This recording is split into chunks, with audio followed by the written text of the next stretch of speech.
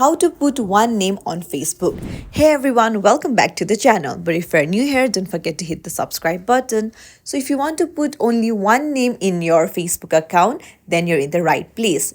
But it's not possible from your country, then what you have to do is go to your app store and install any VPN that is free for you, and then change the country to Thailand because one name is possible in Thailand. So after downloading the VPN app and changing the country to Thailand, you can go back to your Facebook and there tap the three horizontal dots on the top right, and then go to settings, then tap on the see more in account center. After that, you'll be redirected to your profile. Tap on it, tap on your Facebook, and then tap on name.